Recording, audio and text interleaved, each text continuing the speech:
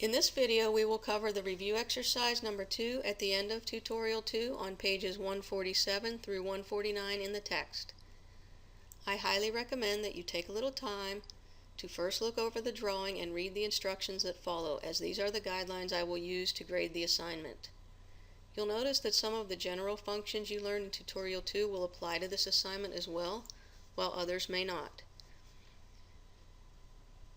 The biggest one that does apply is the X-form mirror function that you used in the previous assignment, and ironically it's not on the list of directions on page 148, so I'm asking you to add that to the list and use it.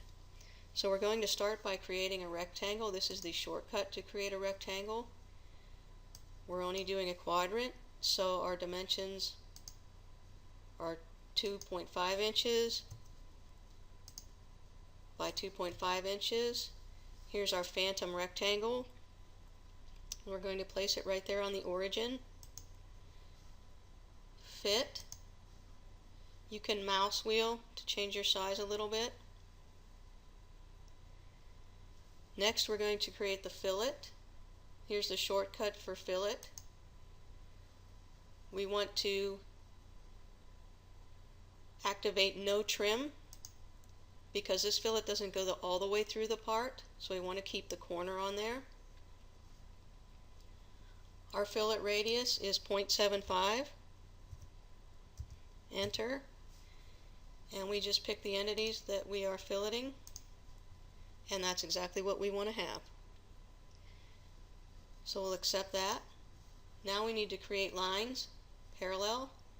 This is my line shortcut, but I need to drop down the menu to pick the parallel function.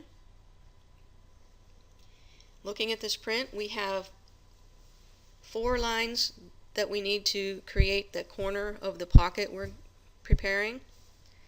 2 of them are parallel at 1/2 inch, and 2 of them are parallel at 2 inches, each off the X and the Y origin. So I'll start by doing the 1/2 inch parallel lines. I'm going to lock that dimension. I need 1 off of this axis at 1/2 inch. I want to accept that so that I don't overwrite it when I do the next one. And I need a 1/2 inch off of this axis, and those look good. I'm not going to check out of here yet because I want to do the 2 inch parallel lines. Change my number to 2 inches and lock it. I need 1 parallel off of this origin axis, and I want to accept this, and I need 1 off of this axis. And I know that looks kind of intimidating, but really all we're going to keep is this pocket right here, and we're going to trim the rest of that off. So we can accept and check out of that. And instead of trimming, it will be easier to start by putting our fillets in this pocket. So I'm going to go back to create fillet. My radius for the end fillets is 0.25. It doesn't want me to lock it for some reason, but I want to trim this time, so I'm going to activate trim. So once I fillet something, it'll trim itself at the same time. So my radius is good. I'm going to pick that line and that line, accept it, put a fillet in right there by clicking the lines, accept that, but I'm going to stay in the function because I have a 1/2 inch radius fillet on the interior of the pocket. Pick that line and that line, and see it trimmed everything while I put the fillets in. So that's great. You can accept that and check out of that operation. We need to place a hole. So here's a shortcut for create circle center point. My hole is a 1/2 inch in diameter. Here's my phantom hole. I locked it. I don't know why I only have 1 hole. I'm going to place it using fast point. Looking at my print, my dimensions from origin for the center of this hole are 1.6, and 1.6. Enter, and my hole is placed. I can accept that hole and check out. Now I'm ready to do the X-form mirror to make the rest of this drawing geometry. But before I do that, I'm going to eliminate the lines that I won't be using.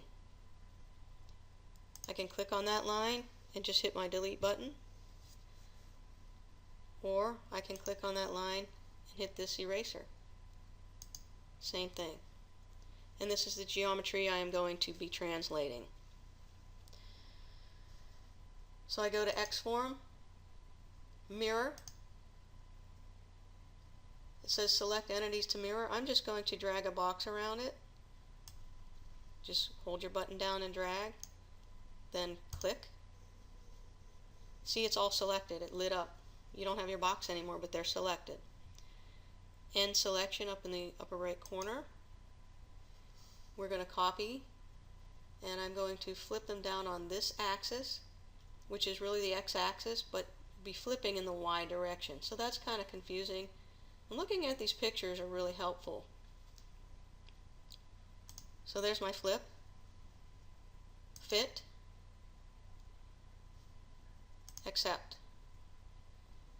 Now we'll flip the rest of this in the other axis. I can mouse wheel to make it a little bit smaller, drag a box around it by holding the left button down and then clicking. Everything's selected. I end selection, rotate it on this axis, it's copied, and accept. And that's really good geometry right there. I'm mouse wheeling in and out. Clear colors. Last thing we need to do before we start setting up a machine is to join everything, because you see if I hover on these, they're broken. They're all separated in quadrants. So I'm going to go up to Edit, Join Entities, box it. They're all selected, and selection. Say no to this, otherwise it will bridge across your pocket to complete those lines. So we want to say no. But notice now when we hover, everything is joined. So there's our geometry, and this is a really good time to save the file. Make sure you put your name on it and the assignment number. I'm going to cancel out of this though. So now we pick a machine, go up to machine type, mill, default. Open that up, tool settings. I'm just going to name it 4 because it's the 4th job. We're going to keep from tool. We only have one material to cut in the student learning version, and that happens to be that aluminum. And all of our feed and speed calculations are based on the tool geometry and then an aluminum material, and they're preset within MasterCam. Click these boxes just as we've been doing all along. We're not going to change anything here for a long time. Stock setup. Again, it's rectangular. We're in the top view. We want to display so we can see what's going on and make sure it's in the right place. Our Y dimension is 5, enter. X is 5, enter. The thickness of the stock is 3 inches, enter. Our origin is in the right place, right there. And we like that. Going to our directions, it asks us to mill the outside of the part using a 1/2 inch flat end mill. This is on page 148. The outside contour really consists of these 4 fillets, and even though they're not connected, we're going to make a chain out of them anyway. MasterCam will recognize this, and you'll see how it works when we cut it. So I'm going to go to Toolpaths, Contour. I would like you to put your name in here going forward just to help me recognize your files from the code.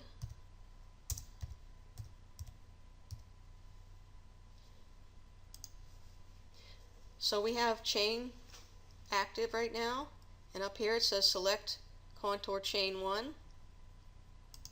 I pick that one. That's an in and an out, but it is broken, so that's why there's where it goes in, there's where it goes out. Here it says select contour chain 2. I want to reverse that direction. I want to keep everything clockwise. Select contour chain 3, reverse that direction, and select contour chain 4. We don't have any of chain 5, so I'm going to take those. And now that's the tool path that my machine's going to follow. We know it's contour. Our tool is a 1/2 inch flat end mill. We don't have one. Okay, see, sometimes MasterCam will prompt you a suggestion, which I happen to like, so I'm going to accept that tool. The 1/2 inch flat end mill. It's numbered 1. Here's the tool diameter. Again, I want the verbiage in here for the purpose of scrolling through the program in operations. And also by putting that NC name in there, I'll be able to see your name in there in case I lose track of somebody's file. I can actually look through the operations and find it in the NC name. So, mill fillets. I'm very much a stickler on this. We don't want to check out yet. We need to go to cut parameters. Make sure our cutter comp is the right way. So I'm milling the outside clockwise. So cutter comp left is correct. I don't want to leave any stock on any wall, so that looks good. Activate depth cuts and set our maximum rough step to 0.25, which makes sense because that's half the diameter of the cutter, which is the most you should take in a cut. Enter. Let's put a finish cut on here just so we can watch it work. It doesn't say either way in the directions. So if it doesn't say, you can do what you want. Let's do one finish cut of 20 thousandths, 0.02, and that'll show up in our verify. Let's keep the tool down. We don't need to bring it back every time. Retract it through every cut. We're instructed to set the lead in, lead out radiuses at 60. A little bit smaller. And our sweeps are at 90 degrees. Obviously there's no breakthrough or multi-passes on this. No tabs. And now we just need to set our depths through linking parameters. These are pretty much the standard settings. Most of your changes will be down here. Top of stock is 0. The depth is 1 inch. Honestly, that could be incremental or absolute because of the fact that our top of stock is 0. But I just tend to go absolute on that because it helps me not have to think about anything. So that looks good. Our toolpath looks good so far.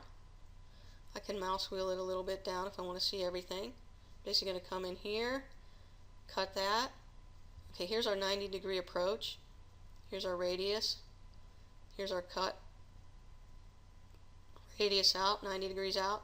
Jump over here. 90 degrees in, cut, come out, jump. So let's verify that with, well, let's backplot it. Hit the backplot button, fit, isometric, and run it.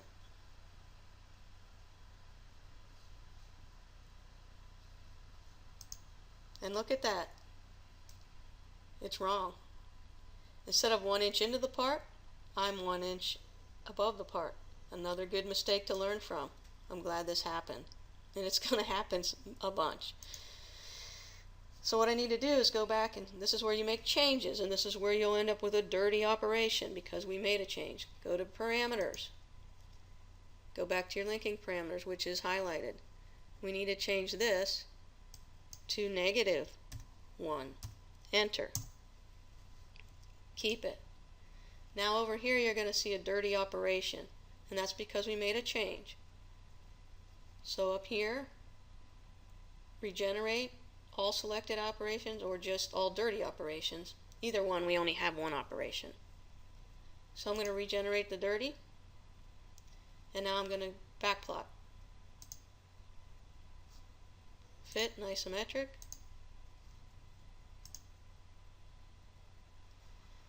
Much better. I'm mouse wheeling with the center mouse button and then rotating my mouse around just to have a look.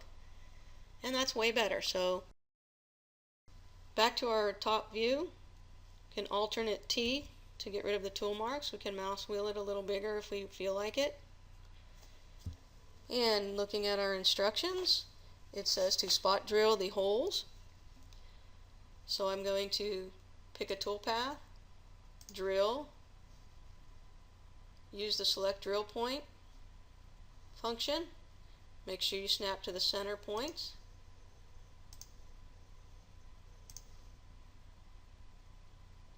It says to hit escape when finished instead of end selection. I'm not sure why, but escape's your friend on this if you ever get caught up in anything.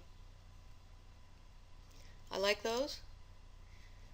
So now we work our tree view list. Drill, we know it's drill. The tool, we need a spot drill. Maybe it will pick one for us. It has not. We need to go to the filter, untoggle drill, and activate the spot drill filter. Equal to, the book asks us to use a 3/4 inch spot drill. Enter. Search those. It's got one. We'll pick it and accept it. It's the correct tool diameter, sequentially numbered, and we're going to put our verbiage in for our program.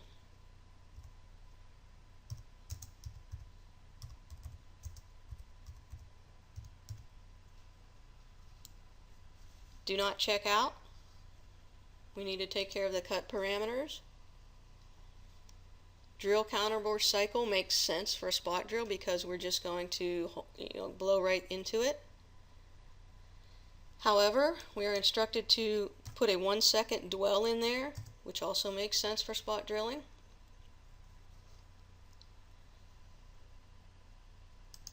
Our linking parameters and our depths. These are all good. Top of stock is 0. How deep do we want to send the spot drill? So there's a calculator here and it will do the math for you.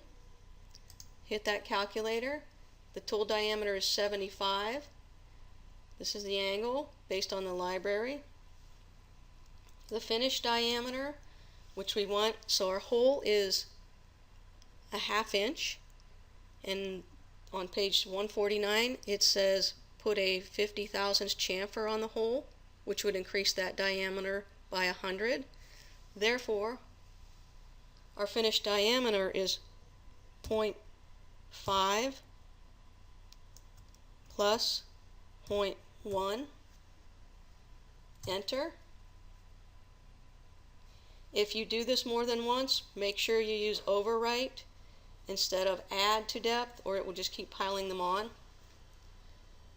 But based on these numbers, it's telling our spot drill to drill to a depth of 0.3. Sounds reasonable. There is no tip comp on this, so that looks good. This operation is selected only, so we can backplot this one. Isometric and fit and isometric. I can at least see that they went down because the machine took care of the negative sign for me. So that looks good. Now we're going to go ahead and drill the holes using a 1/2 inch drill. Toolpath, drill. We could pick them all, but since we've just worked with these holes, we can simply go and use the last function and it will take care of that. Accept it. Drill cycle, tool. We need a 1/2 inch drill. Let's go to the library. filter, activate drill, untoggle spot drill, 1/2 inch. I can also punch it in like this. I'm sorry. Enter. Yes, search through that filter system. Here's our 1/2 inch drill. We'll accept it. It's tool number 3. Put the verbiage in for our program. Go to cut parameters. Set the cycle to Peck Drill.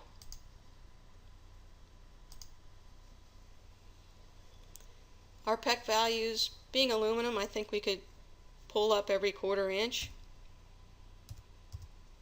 Enter. And then we set our depths here. These holes are 2 inches deep at the full diameter, which is generally used in machining. So we're absolute 2. These are good. The top of stock is at 0. And we want an absolute depth of -2. Enter, and we will achieve this by enabling tip comp. But there's no breakthrough on here, so I'm going to put 0 in here. But it'll subtract the tip based on the geometry stored in the library. So you will achieve your full diameter 2 inch holes. That looks good. We can backplot, fit, isometric, play that one, middle mouse, pivot by holding it down and moving your mouse around just to have a look. You could also enlarge that screen. You can go back to fit and isometric if you need to for some reason, and you can close it when you're done. Tip comp, by the way, was not on the list of instructions. I've added that as well on page 149, so be mindful of that. And now we can move on to the final operation, which is the pocket mill to remove the material in the center of the part. So I'm going to go to Toolpath, Pocket, the chain is on. I'm going to pick this chain, and when I pick it, all of this cross geometry should light up, and it has, meaning it's one solid chain, there's no exit. But I do want it to go clockwise because that's the direction I'm used to working in. So I just go over here to reverse it, and that's a beautiful solid closed chain. So I'm going to accept that. We are on pocket. Our tool is a 1/2 inch flat end mill, so we can go back and reuse that one. Put our verbiage in.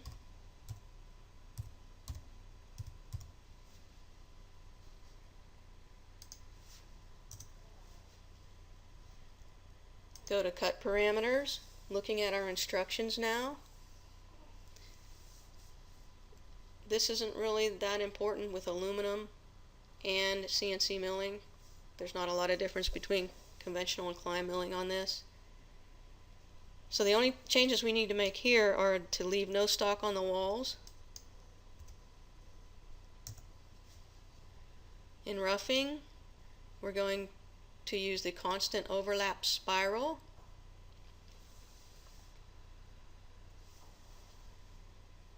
The rest of the defaults look okay. Entry motion is helix.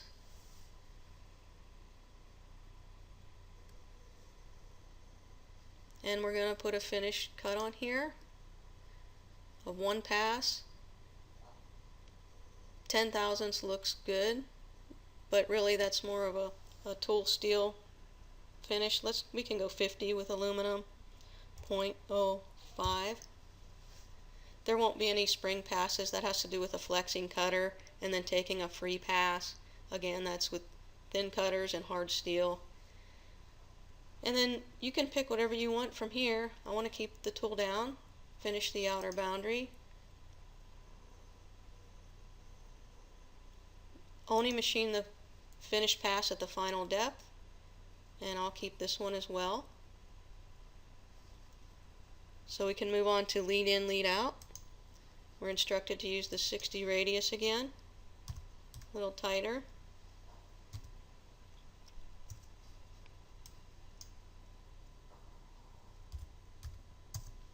And our sweeps are 90 degrees, which we're already in there. We're going to enable depth cuts. We're not going to cut the entire pocket in one depth. We're going to take it in layers. So let's go with the maximum rough step of 0.25. No finish cuts on the floor.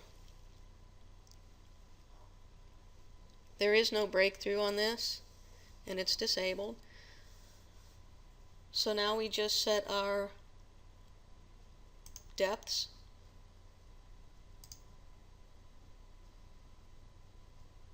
Top of stock is 0.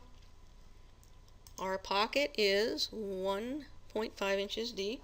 1.5, enter. See, I made a mistake right there. It needs to be negative 1.5.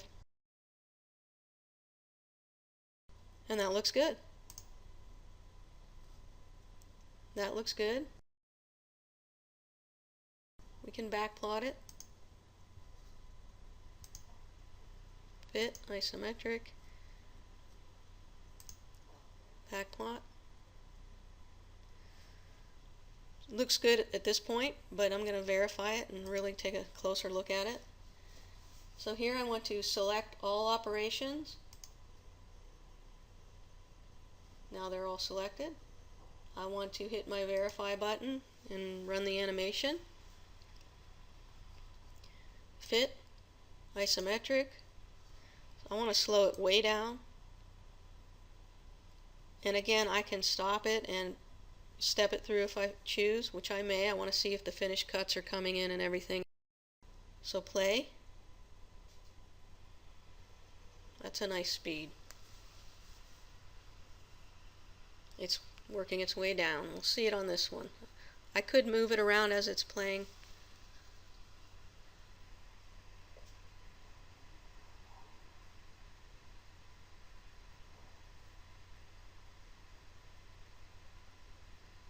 See that finish cut?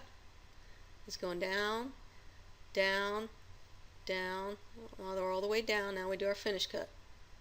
Very good. That's what we want. Spot drill these holes. Drill them. It doesn't show the pecking. Here's our helical in entrance. And now we're doing the roughing, the spiral overlap roughing pattern. Go down another 1/4 of an inch and do it all over again. All the way down until we reach the 1.5 inches.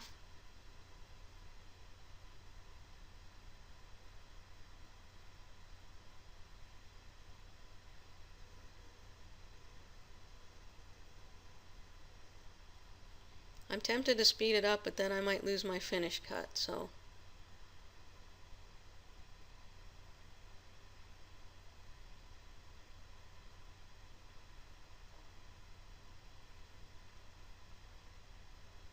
you can see there's material though. You see the lines right here and the cuts here. We left material to finish these walls.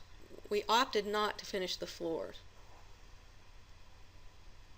because that made you be irrelevant for the use of this part. So you have to determine the application of your part, or it'll be depicted on the print.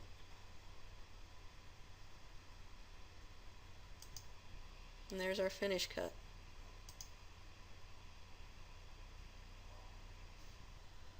And that's our full thickness finished cut. Looks like a very good part. I'm going to hold down my middle mouse and flip it a little bit. Wheel it in, make sure I have my chamfers on my holes.